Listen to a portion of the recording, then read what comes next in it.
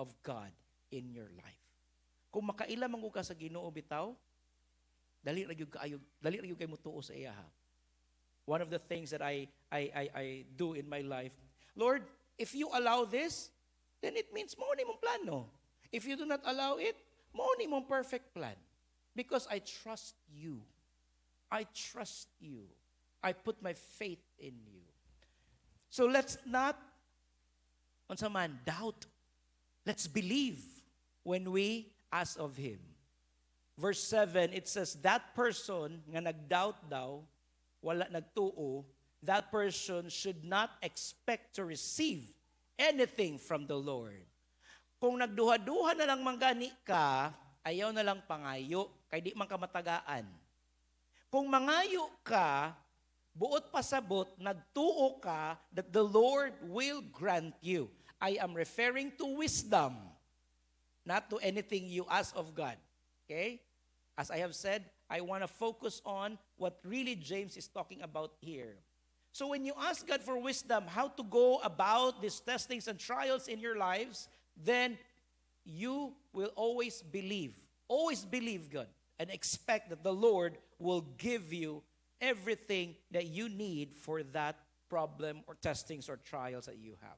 It says here, such a person is double-minded and unstable in all they do. Bisag ikaw naman, musalig baday ka sa tao nga duha-duha? You will not. You want those people that are firm. You want those people that can be trusted, that are faithful, that when they say, they will do it. I know we have levels of faith in us, that when we come before the Lord and ask for wisdom, na siguro isa nga kanang past level 1 ang ako ang faith, past level 2 ang akong faith. Don't worry. Why? Because Jesus only required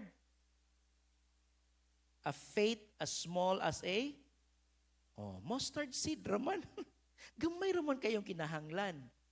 As I have preached this 4 years ago, if you can remember, I preached this 4 years ago. It's not about your faith, but it's about where you put your faith. Dako lagi kay imong faith, pero imo man pug gibutang sa imong kaugalingon, bagsak gihapon.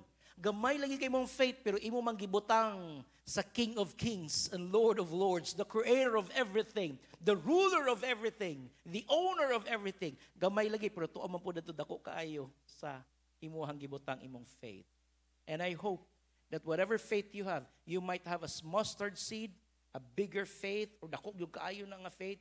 It doesn't matter. What matters is where you put your faith. I'd like to end by just reminding us that the source of wisdom is God. Again, it's not your stars. It's not the tarot cards. It's not the people around you. Of course, God will use people, but be very careful. Kinsa imuhang ginaistoryahan, make sure that those people are trusted. Those people are your kanang sinaligan yun nga makashare ka sa imuhang problema unya sila makatabang sa imuha.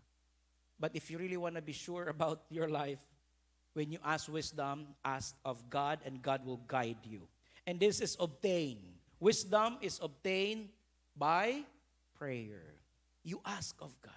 Pag-ampo mga igsuon, pangayo og kaalam sa Ginoo. And this wisdom is available to everyone if you ask.